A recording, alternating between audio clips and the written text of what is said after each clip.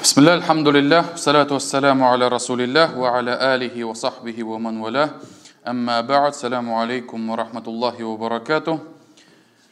Во-первых, хочу извиниться, то, что Юсуф Хазрат сегодня не смог присутствовать, поэтому попросил урок провести вместо него. Вот, это первое. И во-вторых, хочу вас всех поздравить. Альхамдулилля, Яндекс пробки показывает 10 баллов, но несмотря на это вы пришли в дом Аллаха, чтобы изучить что-то новое для себя в религии Аллаха. И пусть Аллах Субхану ва Тааля за это вам дарует большую награду. И сегодня в этом уроке я хотел бы немножко раскрыть тему, которая касается причин всех бед и невзгод, которые случаются в жизни с нами.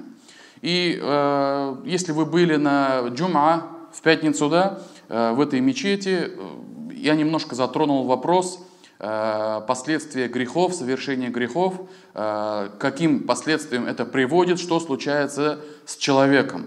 И, альхамдулилля, вот на сегодняшний день, да, братья мусульмане, сестры, то есть мусульмане умма, на сегодняшний день информация, которая касается и религии, она очень широко распространена. Любые книги, любые уроки, сайты и так далее, все везде в открытом виде. И поэтому часто бывает так, что касается акиды, что касается вероубеждения, верующий может знать все доподлинно, все до мелочей, как нужно веровать, что можно говорить, что нельзя говорить, да? Но, к сожалению, мало внимания уделяет именно духовной стороне этого вопроса, то есть внутреннему стержню. И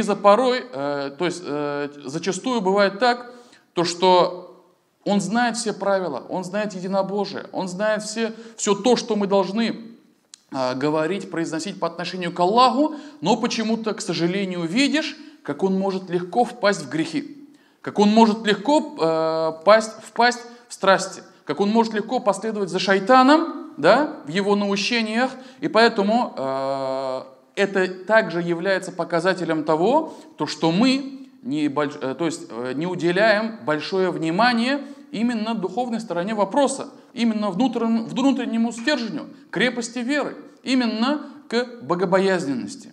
И поэтому, альхамдулилля, на сегодняшний день, да, у нас все хорошо, мы кушаем, что хотим, да, в каждой практически семье по 2-3 машины, вон только на пробки посмотрите в Казани, да, вот, альхамдулилля, изобилие, но почему-то все равно случаются какие-то неприятности, что-то нас постигает, что-то с нами происходит, и относительно этого я хотел бы вам сегодня рассказать некоторые аяты из Корана, где Аллах Субхану ва Тааля указывает на причины этих бед, этих невзгод.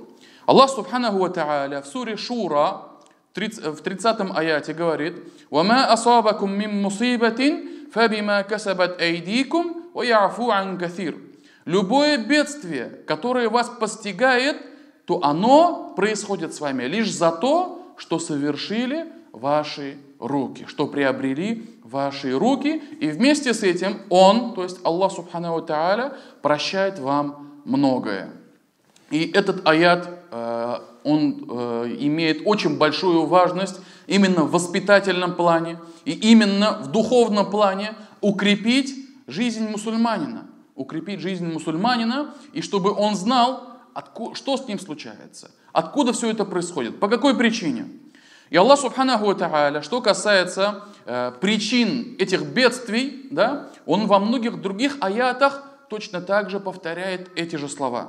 Например, Аллах Субханаху ва Тааля в суре Аль-Имран, 165 аят говорит: «Авалямма асабаткум мусибатун, кад асабатум мислейха, культум анна хаза, куль хуа мин инди анфусикум, инна Аллаха аля кулли шейин кадир».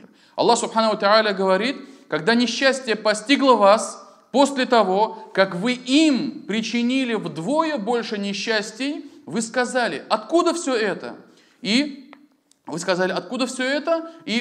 Скажи, это поистине от вас самих, и поистине Аллах мощен совершить каждую вещь. И ученые говорят, когда трактуют этот аят, то есть что же постигло тех людей и кому обращен этот аят, Этот аят был обращен к сподвижникам пророка Мухаммада, саллиллаху алейхи вассалям.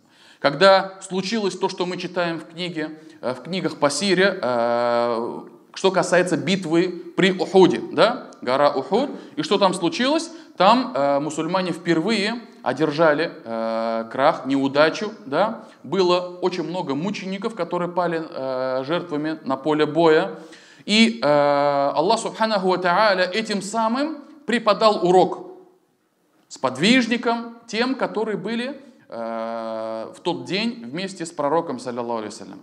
И пророк, саллиллаху алейхи вассалям, тоже, ему было тяжко в этот день, да, у него был сломан зуб, да, в него вонзилась маленькая часть кольчуги, и ему было очень тяжело. И рядом с ним осталась лишь малая часть сподвижников.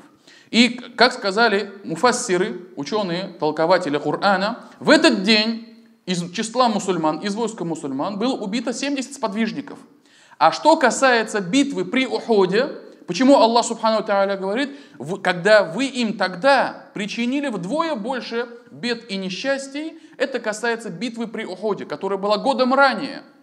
И там, как говорят историки, были убиты 70 воинов из числа воинов мушриков, да, мекканских мушриков, а также 70 из воинов были пленены. То есть в 2 раза больше, да? 70 плюс 70, 140, получается 140 людей. А что касается битвы при Ухуде, то среди мусульман оказалось 70 убитых. И Аллах Субханаху ва Тааля здесь преподает им урок и говорит, когда сподвижники начали спрашивать, с нами же посланник Аллаха, мы же верим в Аллаха, мы же делаем Аллах единым и не предаем ему сотоварищей. Почему это произошло?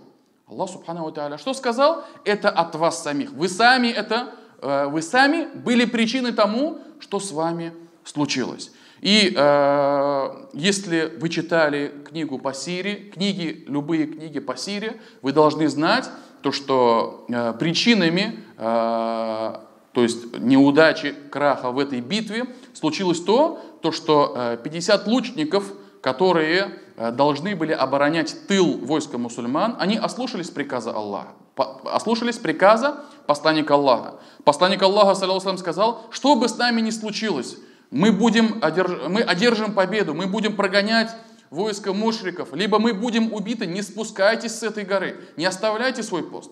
И они ослушались приказ посланника Аллаха, саллаллаху алейхи ва саллям, и сказали то, что без нас сейчас соберут все военные трофеи, и спустились с этой горы и начали собирать оставшиеся трофеи. И тут сзади Халид ибн аль-Валид с конницей, в то время он был еще мушриком, он сзади ударил в тыл войска мусульман, и в итоге и войско мушриков, мекканских мушриков, и мусульмане оба одержали неудачу. Почему? Потому что и войско мушриков не достигло своих целей, и мусульмане точно так же одержали крах в этой битве. И поэтому Аллах Субхану ва Тааля что сказал? Это по причине вас самих, вашего ослушания пророка Мухаммада, саллаллаху алейхи ва саллям. И поэтому Аллах Субхану ва Тааля тем самым преподал урок сподвижникам. В 3 же аяте, в суре Ниса, в 79 аяте, Аллах Субхану ва Тааля говорит: «Ма асабака мин хасанатин фамин Аллах, ва ма асабака мин саййатин фамин нафсик». И что означает, Аллах Субхану ва Тааля сказал: все, что хорошее с тобой случается, что тебя постигает, это приходит от Аллаха. А все, что плохое, что тебя постигает, это приходит по причине тебя самого. И поэтому в этом аяте 2 указания. Во-первых, что бы с нами ни случилось из блага, все, что хорошее с нами происходит, это не потому, что мы такие умные, потому что мы такие удачливые, мы такие, как сказать, то есть с огромным опытом там, и так далее, да, из-за нашей компетентности. Нет, это по причине милости Аллаха Субхану ва Тааля. И поэтому за любое благо знать то, что это от Аллаха, благодарить Аллаха, делать шукр, и тогда Аллах Субхану ва Тааля даст баракат и приумножит это благо. А что касается бед, которые нас постигают в нашей жизни, то это по причине нас самих, наших грехов, наших дел, наших ослушаний Аллаха Субханаху ва Тааля, и вот поэтому с нами это случилось.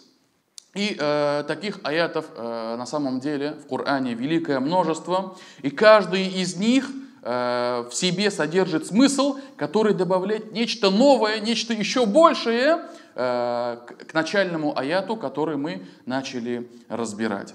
И поэтому Аллах Субханаху ва Тааля, например, в суре Касас, в 59 аяте говорит: «Вама кана раббука мухликал кура, хатта яб'атha фи уммиха расулян, ятлю алейхим аятина, вама кунна мухликил кура, илля ва ахлюха залимун».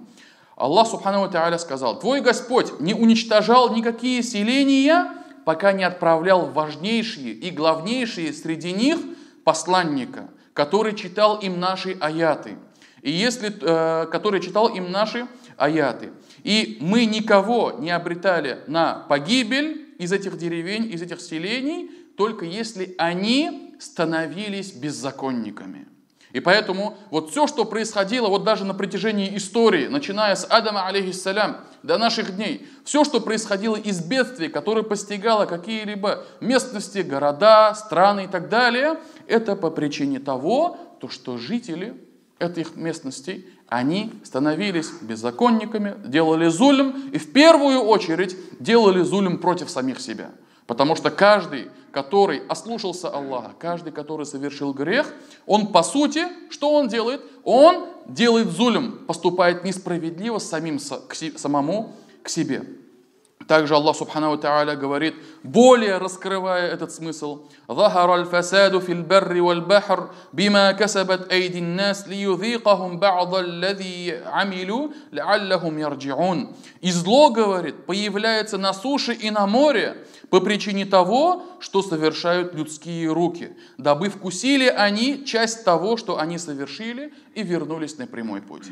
То есть Аллах Субханаху ва Тааля говорит: все, что любые бедствия, будь это на море, какие-нибудь несчастья, будь это на суше, на земле, все, что происходит, это лишь напоминание от Аллаха.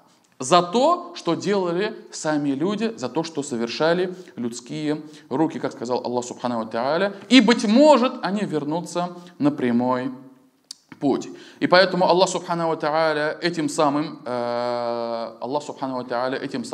напоминает, чтобы мы осознавали то, что в нашей жизни Аллах Субханаху ва Тааля требует от нас, чтобы мы не ослушались. Требует от нас, чтобы мы возвращались каждый раз, как мы ослушались Аллаха Субханаху ва Тааля, как мы ошиблись, чтобы мы возвращались на прямой путь. И поэтому Аллах Субханаху ва Тааля говорит: وَإِذَا أَذَقْنَا النَّاسَ رَحْمَةً فَرِحُوا بِهَا وَإِن تُصِبْهُمْ سَيِّئَةٌ بِمَا قَدَّمَتْ أَيْدِيهِمْ إِذَا هُمْ يَقْنَطُونَ. Аллах говорит: если мы даем людям вкусить милость, они радуются ей, а если же мы им даем зло, то они начинают, если мы им даем зло по причине того, что сделали их руки, они начинают отчаиваться.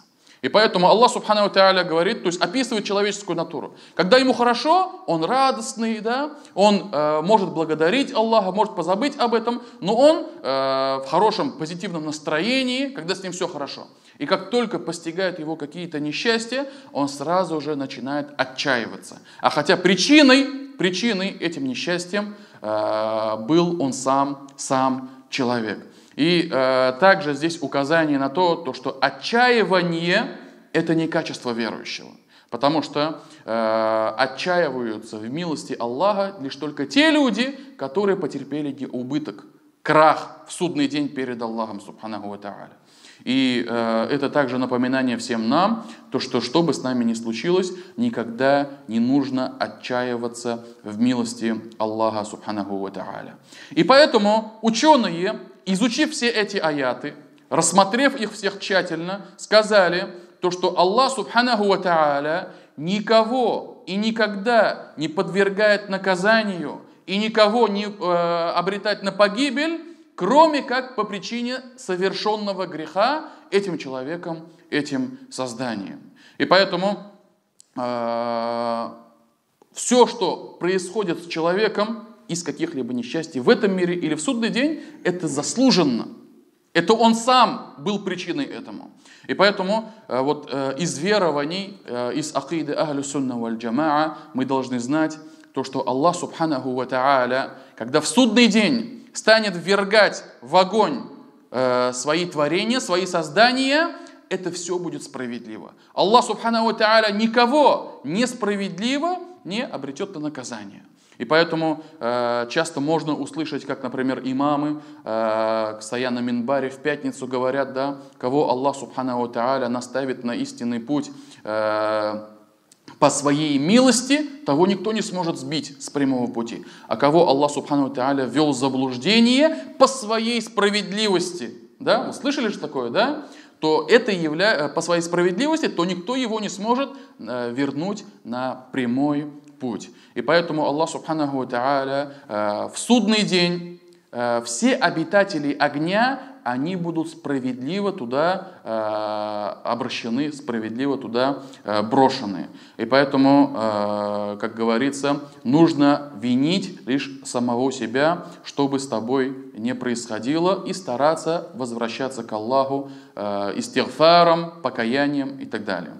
Аллах Субханаху ва Тааля, более того, это не только в аятах Корана, это также и в сунне пророка Мухаммада, саллаллаху алейхи вассалям, отражается.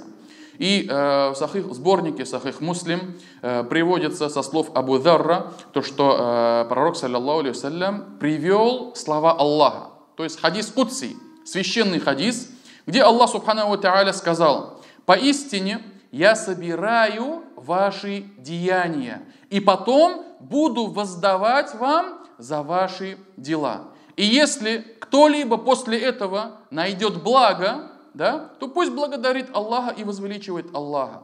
А тот, который не найдет блага, да, то пусть винит лишь в этом самого себя».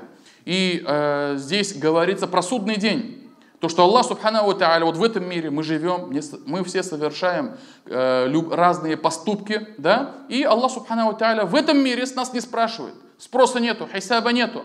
А в судный день, когда мы предстанем перед Аллахом, Аллах сочтет все наши благие дела и воздаст. Если человек совершал праведные дела, и праведных дел окажется больше, он найдет благо. То есть какое благо? Это рай. Это вечное блаженство в раю. И тогда, если, говорит, человек найдет благо в судный день перед Аллахом, то пусть благодарит Аллаха. Если же он не найдет этого блага, то есть не будет среди обитателей рая, то пусть, говорит, винит в этом только лишь самого себя. И поэтому пророк Мухаммад, саллаллаху алейхи вассалям, когда обучал нас саййидуль истигфар, господин истигфара, да, об этом Юсуф Хазрат тоже много говорил на своих уроках, да, то, что есть определенные дуа, которые мы должны повторять, да, тауба, истигфар, зикры разные, но среди истигфаров есть господин истигфар, самый главный, самый важный истигфар, который нужно говорить. И пророк Мухаммад, саллаллаху алейхи вассалям, сказал: господин истигфара — это когда ты говоришь: Аллахумма рабби ла илляха илля анта, халактани ва ана абдука, ва ана аля ахдика ва ва'дика мастата'ту, а'удhu бика мин шарри ма сана'ту, абу лака би ни'матика алейя, ва абу лака би замби, фагфирли, фа иннаху ла ягфиру дзунуба илля анта. Смысл которого звучит следующим: «О Аллах, ты мой Господь, да? О Аллах, ты мой Господь, и нет никого достойного поклонения. Ты создал меня, и я являюсь твоим рабом. И я буду хранить верность, насколько смогу. И я ищу защиты у тебя от того, что я совершил. И я признаю милость твою, которую ты мне даровал. И я признаю свой грех. Признаю свои ошибки. Поистине никто не прощает грехи, кроме тебя». Поистине никто не прощает грехи, кроме тебя. И вот здесь вот важное дополнение. Да? Саййидуль истигфар, господин истигфаров. Самый лучший истигфар, который вы можете сказать, это вот этот истигфар. Этот истигфар, да? И что же там сказано? Там сказано то, что верующий, когда произносит эти слова, он говорит: я признаю свои грехи, признаю свои ошибки. И поэтому одним из важных условий или же важных деяний, которые верующий должен совершить, это то, что он должен знать, то, что он ошибся, то, что это грех, и то, что он должен отдаляться от этого. И поэтому те люди, которых обольстил шайтан, которые пошли на поводу у Иблиса, да, шайтан им приукрасил их грехи, приукрасил, и они это не считают его за какой-то проступок за какую-то ошибку, да, а что такого, да, это же хорошо, это же прибыль, это же там, допустим, там еще что-нибудь, да, и такими отговорками они не признают этот грех. И поэтому это еще больше является еще большей ошибкой. И однажды в другом хадисе говорится, Абу Бакр ас-Сиддик, первый праведный халиф, самый ближайший сподвижник к пророку Мухаммаду, саллаллаху алейхи вассалям, сказал, попросил у пророка, чтобы он научил его делать дуа, которые он стал бы просить в намазе. И тогда пророк Мухаммад, саллаллаху алейхи вассалям, ему сказал, скажи, Аллахумма инни залямту нафси зульман каthира, ва ла ягфиру дзунуба илля анта, фагфир ли магфиратан мин индика, вархамни иннака анталь гафурур рахим. Смысл которого, скажи, о Аллах, поистине я часто приносил вред самому себе, часто приносил несправедливость самому себе, и никто не прощает грехи, кроме тебя. Прости же своим прощением меня и помилуй меня, ведь ты прощающий и милосердный. И, как сказали ученые, вот здесь вот, да, обратите внимание, кто спрашивает и кто отвечает. И текст самого дуа. Текст дуа, еще раз повторяю, да. О Аллах, я часто был несправедлив к самому себе, часто совершал грехи. И никто не прощает грехов, кроме тебя. Прости же мне твоим истинным прощением и будь милостив со мной, будь милосерден со мной, поистине ты являешься прощающим и милосердным. И смотрите, да, это дуа, на первый взгляд, оно как будто дает понять то, что это должен говорить человек, который погряз в грехах. Так ведь? Ведь никто не прощает грехов. Я часто себе делал зулем, часто совершал грехи. Текст дуа. Да? Однако, если мы посмотрим, спрашивающий это Абу Бакр. А Абу Бакр кто такой? Это самый любимый человек для пророка Мухаммада, самый близкий его друг. Его дочь Аиша была любимой женой пророка Мухаммада, саллаллаху алейхи вассалям. Абу Бакр еще обладает достоинством, то, что он является самым наилучшим человеком в этой умме после пророка Мухаммада, саллаллаху алейхи вассалям. И все мы должны знать, то, что Абу Бакр войдет в рай без расчета. Аллах субхану ва тааля не станет его подвергать расчету, и он войдет в рай, как говорится, сразу же, прямиком, да? И это, безусловно, является его самыми лучшими достоинствами. И во множестве хадисах даже приводится, да, то, что самые ближайшие два сподвижника, Абу Бакр и Умар, они всегда были с пророком, саллаллаху алейхи вассалям. И Умар, видя это, он пытался соревноваться с ним в совершении благих дел. И часто бывало так, то, что Абу Бакр, несмотря на то, что его имущество было меньше, и то, что, допустим, он даже, может быть, был бы и помягче, но он всегда что делал? Одерживал успех в совершении благих дел. И, как признался однажды Умар ибн аль-Хаттаб, да, о Абу Бакр, после совершенного поступка Абу Бакром, он сказал, о Абу Бакр, я никогда уже не смогу тебя догнать. То есть те благодеяния, которые ты совершаешь, я даже повторить их не смогу. И поэтому достоинство этого сподвижника, оно, несомненно, оно велико, и все мы должны быть 100% убеждены в том, то, что после пророка Мухаммада самым наилучшим в этой умме это Абу Бакр ас-Сиддик, а затем Умар аль-Фарук, Умар ибн аль-Хаттаб, а затем Усман ибн Аффан, а затем Али ибн Абу Талиб. Спрашивающий Абу Бакр, отвечающий самое наилучшее творение Аллаха, пророк Мухаммад, саллаллаху алейхи вассалям. И несмотря на это, пророк Мухаммад, саллаллаху алейхи вассалям, что призывает? Чтобы Абу Бакр, даже будучи в таком положении, чтобы он признавал то, что он совершает грехи. То, что он обращается к Аллаху. То, что он чувствует свою нужду в Аллахе, субханаху ва тааля, чтобы Аллах простил его и чтобы Аллах помиловал его. И поэтому, если Абу Бакру пророк Мухаммад, саллаллаху алейхи вассалям, призывал и приказывал совершать это дуа, то что же говорить об остальных людях, о нас, которые живут через 14 веков, да, в такое смутное время. И поэтому нам и подавно нужно делать это дуа и часто просить у Аллаха прощения за совершенные грехи. И поэтому когда мы говорим про грехи, да, то мы должны понимать, то, что это является причиной того, что случается из общего наказания, которое не спосылается всему народу, стране, либо местности, так и частному наказанию, которое случается с конкретным человеком, с конкретной семьей, с конкретным мусульманином. И поэтому Аллах Субханаху ва Тааля призывает нас, чтобы мы сами в себе начали искать причины.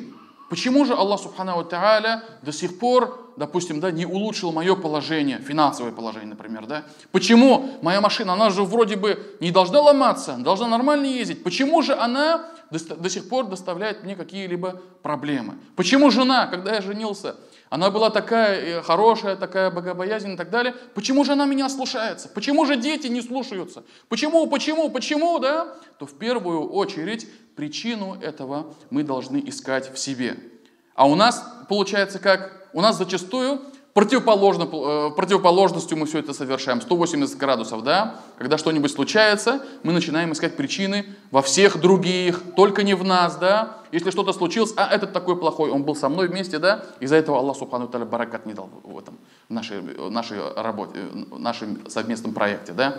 Куда-то мы ехали, машина сломалась, это по причине того, наверное, человека, которого я посадил, да? Рассказывал мне что-то, какие-то там свои рассказы, да? Вот из-за тебя это произошло. То есть наша привычка искать виновных во всех других, только не в нас самих. И поэтому иногда кажется, то, что когда человек признает виновным себя, то это, можно сказать, даже геройство на сегодняшний день. Да? Потому что немногим хватает смелости это признать. И поэтому Аллах Субханаху ва Тааля призывает нас, чтобы мы делали тауба, делали истигфар от этих грехов.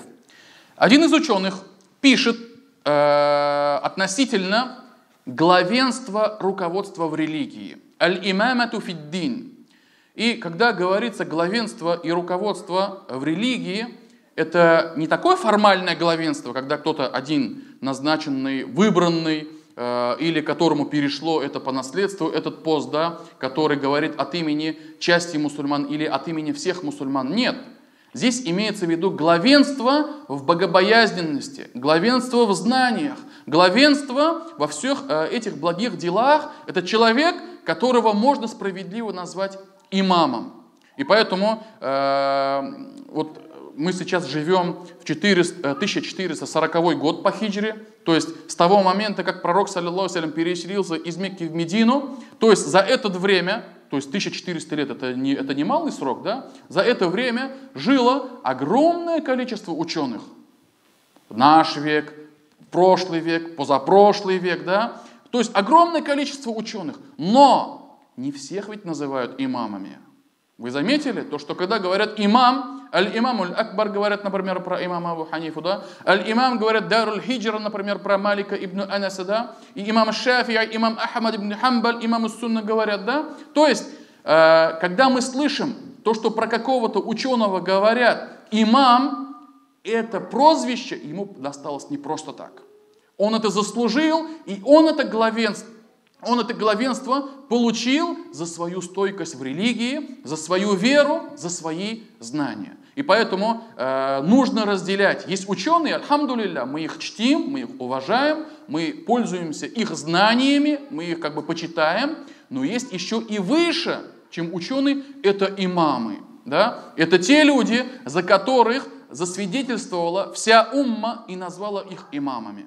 И поэтому, конечно, когда мы говорим имам в религии, в исламе, среди ученых, то рядовому мусульманину сразу же приходит в голову 4 имама. Да? 4 имама, учение которых дошло на сегодняшний день в виде масхабов. Это имам Абу Ханифа, имам Шафии, имам Малик ибн Анас, имам Ахмад ибн Хамбаль. Но это не говорит о том, что имамов было только 4. До них, во время них и даже, может быть, после них были имамы, да? Были имамы, и то, что мы их не знаем, это причина лишь в нас самих. И поэтому нужно изучать наследие ученых, первые благословенные 3 века, да, которые были полны этими учеными. И поэтому нужно расширять свой кругозор, и что касается жизнеописания этих ученых. И поэтому этот ученый сказал, как достигается главенство в религии. Он сказал, это когда человек свидетельствует то, что у него есть грехи, принимает и понимает их, и этот человек должен осознавать то, что если какие-то люди выступают против него, делают что-либо, да, то, что они, этот человек, видит причину в своих грехах. Видит причину в том, то, что он совершил какую-либо ошибку, какой-либо проступок. И нужно сказать, то, что безгрешного человека нету. Безошибочного человека нету. Безошибочные и безгрешные – это лишь ангелы. Так ведь? Аллах Субхану ва Тааля создал их такими, то, что они безгрешны, они никогда не ошибаются, они всегда поклоняются Аллаху Субхану ва Тааля и выполняют его предписания. А пророк Мухаммад саллаллаху сказал про людей: «Куллю бани Адама хатта». Каждый из сынов Адама ошибающийся. «Ва хайраль хаттаина таввабун». И самые наилучшие среди сынов Адама – это те, которые каются. И поэтому невозможно представить то, что человек, который прожил жизнь, то, что он ни разу не ошибался, хотя бы один раз ошибся когда-нибудь. Но что же различает обычного рядового мусульманина или же грешника, что различает от этих ученых? То, что эти ученые, если они допускали какую-то ошибку, они тут же делали тауба, тут же пытались стереть эти грехи, и тем самым что делали? И тем самым отдалялись от этих ошибок, от этих грехов. И поэтому даже вот приводятся такие слова относительно имама Шафи'и, то, что он обладал феноменальной памятью. Имам Шафи'и. И когда он что-то заучивал, да, ну тогда же книги были уже, да, когда что-то заучивал, он, вот представьте, да, вот книга перед ним, 2 страницы, он одну страницу закрывал рукой, чтобы в голове, при его фотографической памяти, да, чтобы не получалось как бы неразбериха. Он смотрел на одну страницу, заучивал, лишь потом смотрел на другую. И чтобы его глаза не разбегались, он прикрывал одну руку, прикрывал рукой один лист, чтобы не заучить сразу же 2 листа. И поэтому о феноменальной памяти имама Шафи'и написано очень много, и можете почитать об этом, да, если поинтересуетесь, поищите. И имам Шафи'и говорил, обладая феноменальной памятью, он говорил: иногда я лишаюсь своей памяти. То есть быстро заучивал, но иногда не получается быстро заучивать. И когда, говорит, начинал искать причину, вспоминал то, что однажды, говорит, увидел на улице, когда ветер подул, и у одной женщины чуть-чуть приподнялся подол. И я, говорит, это увидел. То есть не специально, а просто мои глаза упали на это, я это увидел, как подол поднялся, и сразу же отворачивался. И вот по причине даже этого одного маленького взора, да, Аллах Субхану ва Тааля лишал на некоторое время меня этой памяти. И поэтому, если имам Шафи'и так говорил, да, то что же говорить о нас самих, да, в наше время? И поэтому пусть Аллах Субхану ва Тааля убережет нас от совершения грехов. И Аллах Субхану ва Тааля, дальше этот ученый продолжает. И, то есть эти ученые, они признавали грехи и знали то, что причина того, то, что с ними происходит, это по причине их грехов. И он продолжает. Ведь Аллах Субхану ва Тааля сказал: وَمَا أَصَابَكُم مِّن مُّصِيبَةٍ فَبِمَا كَسَبَتْ أَيْدِيكُمْ وَيَعْفُ عَن كَثِيرٍ. И то, что вас постигает из разных бед, да, это по причине того, что совершили ваши руки, и вместе с этим Аллах прощает вам многое. И поэтому, если, говорит, раб Аллаха узнает то, что все, что с ним случается из нежелательных вещей, это его грехи, то он, говорит, старается и сразу же возвращается к покаянию, тауба, делает истигфар. И что делает? И начинает ругать самого себя, то, что из-за этого греха с ним это и произошло. И поэтому, когда мы говорим про ученых, когда мы говорим про их стойкость, да, когда мы говорим то, что с ними происходило в их жизни из трудностей, если иногда почитать истории их жизнеописания, то есть иногда страшные вещи, не знаю, как мы бы поступили.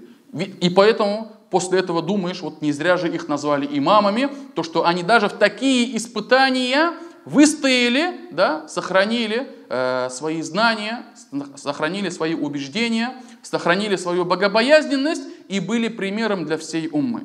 И, например, имам Абу Ханифа, когда его призвали, чтобы он занял пост кадия, шариатского судьи, он отказался. И когда его амир пригрозил: если ты, говорит, откажешься, я, говорит, тебя побью.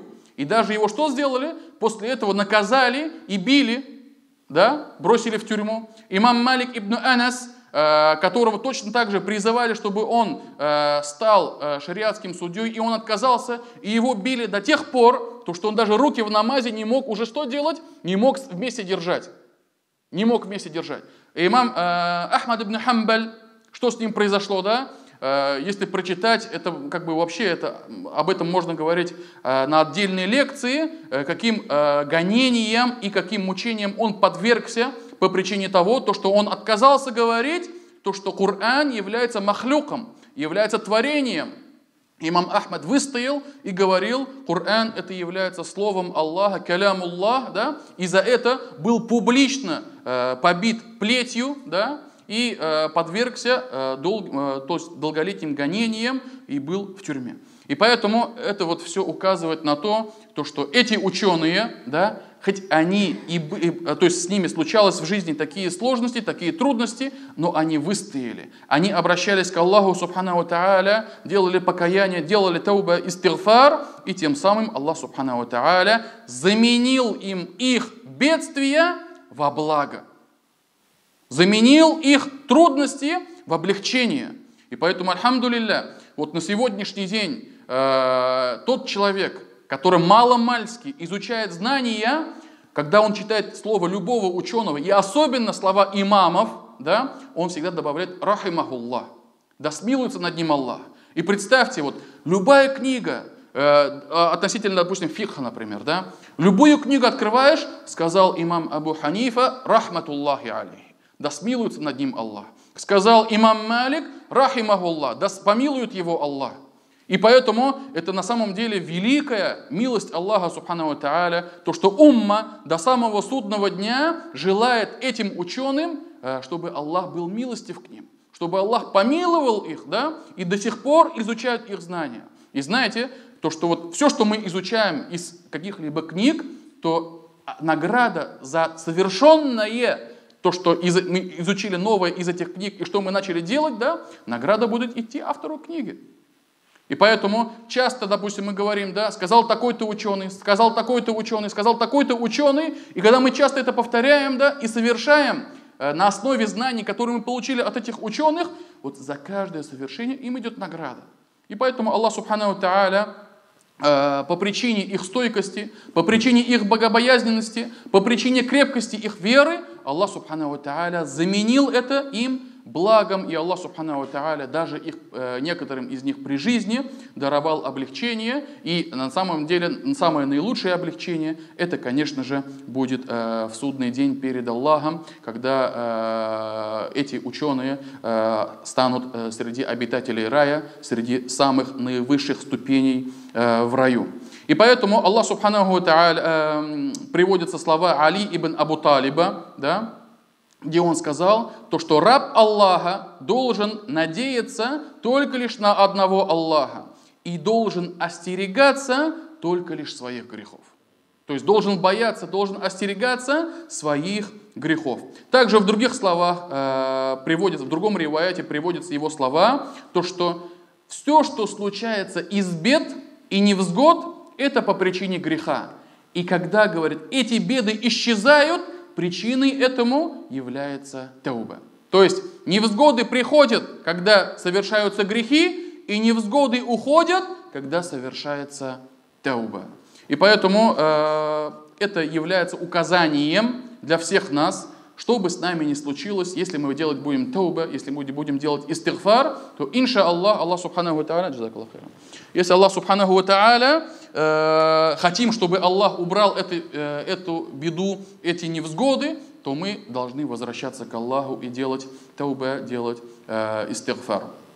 Также, в другой книге один из ученых сказал, то, что в этом мире, говорит, и в ахирате, все, что будет происходить из зла и тяжестей и бед, Это по причине того, что совершал человек из грехов и ослушаний. И смотрите, говорит, на наших двух прародителей, Адам и Хава. Они были изгнаны из рая и были спущены на землю, когда были они в раю во блаженстве, и спустились на землю, да, только лишь по причине того, что они ослушались Аллаха. Грех. Совершили один грех, и Аллах, субхану ва тааля, изменил их положение и низверг их на землю.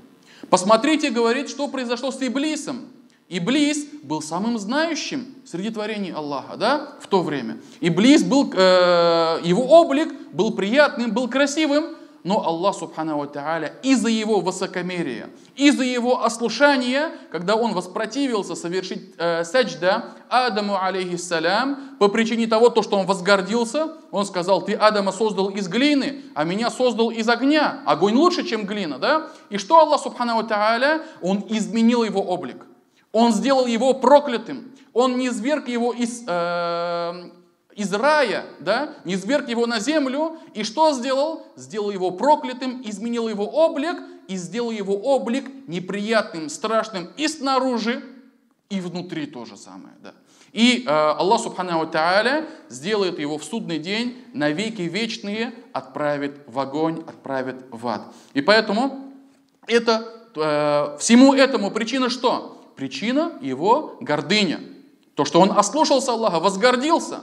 И это указывает то, что причиной этому являются грехи. Также, смотрите, говорит, на народ Нуха, алейхиссалям.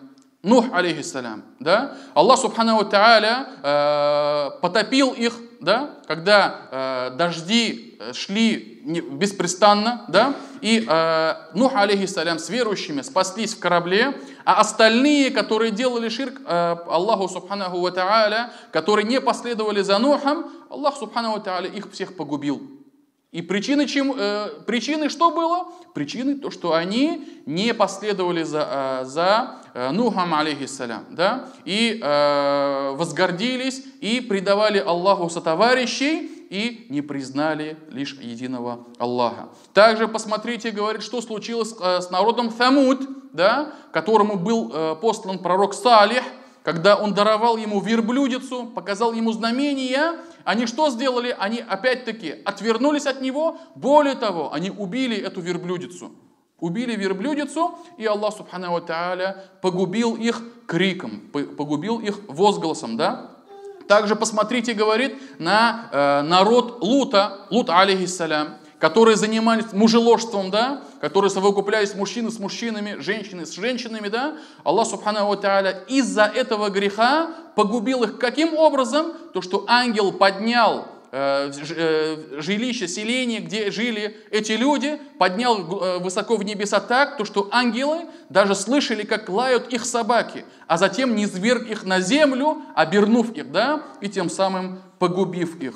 И поэтому таких причин, таких примеров в истории очень много. Фираун, который был погребен на дне моря со всем своим войском, да, по причине того, что он возгордился и сказал: «Я ваш Господь», да, всему народу Мисра, и тем самым, пытаясь убить Мусу, алейхиссалям, и его народ, и Аллах, субхану ва тааля, точно так же его погубил. И всему этому является причиной то, что они совершали.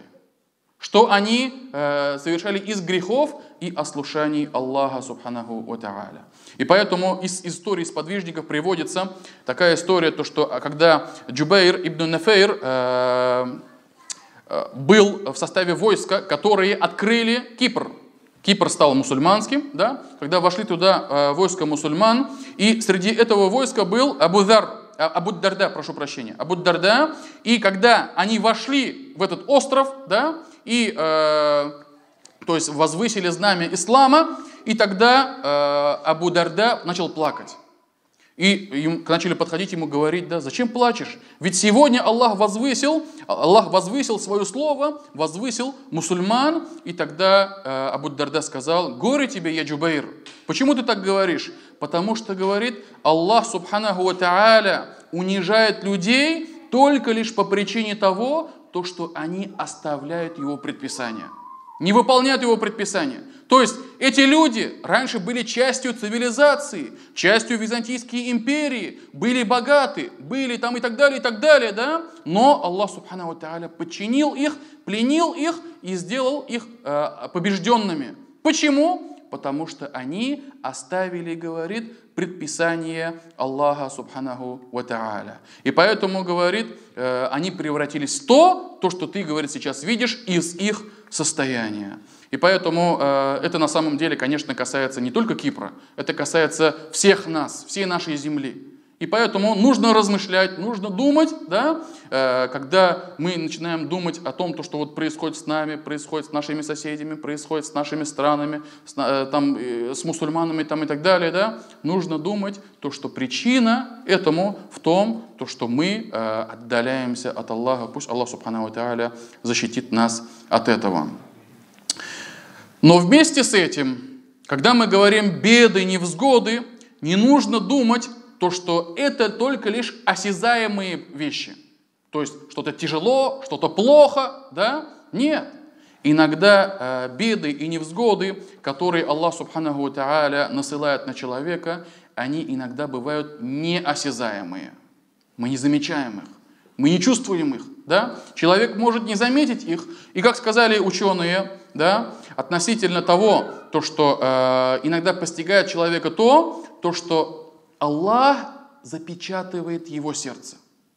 И этот человек со своим сердцем, запечатанным сердцем, да, он становится беспечным, его сердце становится черствым. И даже говорит, если перед ним гора, которая стоит на земле, превратится в прах, ему, говорит, это не подействует. То есть он из этого никакой урок, никакой дарс из этого не извлечет, никакой гайбрат не получит. И, кстати, вот это происходило и во времена пророка, саллаллаху алейхи вассалям. Когда мекканские мушрики говорили, да, докажи, что ты пророк, покажи нам знамения. И тогда пророк, саллаллаху алейхи вассалям, сказал, что же вы хотите увидеть? Они сказали, сделай, чтобы Аллах расколол луну надвое. Докажи, что ты пророк. И когда пророк Мухаммад, саллаллаху алейхи вассалям, сделал дуа, Аллах принял это дуа и расколол луну надвое и показал им это, они что начали делать? Говорить, ты, говорит, колдун, ты околдовал нас, околдовал наши взоры, да, и воспротивились.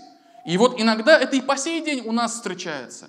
Иногда есть некоторые люди, которым, когда говоришь, когда доказываешь, когда в их жизни происходят явные знамения, что вот он, верни же на прямой путь, вернись к Аллаху Субханаху ва Тааля, он до сих пор слепой, как котенок. Да? До сих пор не познает, не узнает это, и тем самым остается в своем заблуждении. И поэтому ученые сказали, что это, говорит, является самым наихудшим несчастьем, которое может произойти с ним, когда, говорит, его сердце не осознает это. Когда его сердце не осознает этот урок, который ему преподнес Аллаху Субханаху ва Тааля, и этот человек, говорит, видит, как его блага приумножаются. Ему у него все хорошо, он совершает такие-то грехи, он пребывает в таком состоянии, но у него прибыль растет, у него и дома все хорошо, и семья, и дети, и так далее, у него везде прирост. Да? Везде прирост, и после этого он говорит как этот ученый сказал, да, и ты иногда видишь, говорит, как их блага увеличиваются, вместе с тем, что они отдаляются от Аллаха, то знай, говорит, да, это является, говорит, самым наихудшим несчастьем, которое может их постичь. И поэтому Аллах Субханаху ва Тааля, говорит, про это сказал в суре Ан'ам, 42-44 аяты. وَلَقَدْ أَرْسَلْنَا إِلَى أُمَمٍ مِّن قَبْلِكَ فَأَخَذْنَاهُمْ بِالْبَأْسَاءِ وَالضَّرَّاءِ لَعَلَّهُمْ يَضَّرَّعُونَ. И мы, говорит, общинам, которые жили до тебя, о Мухаммад, мы не спосылали на них нищету и недуги, и, быть может, они станут смиренными, быть может, они одумаются, быть может, они отвернутся от своих грехов. فَلَوْلَا إِذْ جَاءَهُمُ بَأْسُنَا تَضَرَّعُوا وَلَكِنْ قَسَتْ قُلُوبُهُمْ وَزَيَّنَ لَهُمُ الشَّيْطَانُ مَا كَانُوا يَعْمَلُونَ. И когда, говорит, к ним приходили невзгоды, наши невзгоды, они, говорит, их сердца становились черствыми, твердыми, и шайтан приукрашивал им то, что они совершали. فَلَمَّا نَسُوا مَا ذُكِّرُوا بِهِ فَتَحْنَا عَلَيْهِمْ أَبْوَابَ كُلِّ شَيْءٍ. И когда, говорит, они забыли, от чего мы их предостерегали, да, мы открыли им, говорит, врата от всех вещей, врата от всех благ. И они, говорит, начали уже радоваться этому. «Хатта идha фариху бима уту ахаднахум багата фаидha хум мублисун». И когда, говорит, с ними мы открыли им все врата, они начали радоваться, они начали кайфовать, они начали жить в полную радость, да, мы, говорит, схватили их внезапно, и они впали в отчаяние. И поэтому вот этот аят, он отвечает на вопрос, потому что часто спрашивают, да, ну почему же, вот вы говорите, причина невзгод и бед – это грехи. Но почему же тогда такой-то человек, конченый грешник, конченый вообще, то есть совершает все действия, которые гневят Аллаха Субханаху ва Тааля. И вместе с этим он все, как бы ему все лучше и лучше, да, все блага скапливаются в его руках, он, то есть живет на широкую ногу и так далее, да. Знаете, то, что это лишь заблуждение от Аллаха. То, что Аллах Субханаху ва Тааля что делает? Потом схватит их внезапно. Да? И если не в этом мире, он нормально, спокойно как бы закончит свое дело, закончит свои дела и в полном достатке, в полной радости, да, перейдет в мир иной, как говорится, в ахирате, да, то он в ахирате получит сполна за то, что он совершал. И поэтому ученые предостерегали нас, да, бойся того, что ты, говорит, находясь в ослушании Аллаха, совершая какие-то грехи, то есть, когда у тебя есть какие-то недостатки, и вместе с этим, говорит, с тобой все хорошо, и тебе, говорит, становится все лучше и лучше, быть может, говорит, Аллах Субханаху ва Тааля вводит тебя в заблуждение тем самым. И пытается Аллах Субханаху ва Тааля вводит тебя в заблуждение, и бойся того, чтобы Аллах схватил тебя внезапно. И поэтому это повод для всех нас задуматься. Если, каждый из нас самих себя знает, так ведь? Каждый из нас знает наши слабые стороны, знает то, что какие мы ошибки допускаем. И если мы не пытаемся избавиться от этих ошибок, если мы не делаем тауба, если мы не делаем истигфар, и вместе с этим с нами все хорошо, наше имущество нормально все лучше становится, да, это может быть тревожным сигналом от Аллаха Субханаху ва Тааля. И поэтому стараться, как я уже вам говорил, делать таубе, делать покаяние, делать истигфар, просить у Аллаха прощения. И пока мы живы, пока мы обладаем правом выбора, пока у нас есть возможность, стараться избавляться от грехов, стараться уходить от этих прегрешений и возвращаться к Аллаху Субханаху ва Тааля. И поэтому пусть Аллах Субханаху ва Тааля простит нам все наши прегрешения, пусть Аллах Субханаху ва Тааля отдалит нас от ослушания, пусть Аллах Субханаху ва Тааля защитит нас от всех бед, защитит нас от несчастий, и пусть Аллах Субханаху ва Тааля укрепит нашу веру, пусть Аллах Субханаху ва Тааля увеличит нашу богобоязненность, и пусть Аллах Субханаху ва Тааля будет доволен нами в этом мире и в судный день. Субханак Аллахума бихамдик, ашхаду ан ла иляха илля ант, астагфирука ва атубу илейк.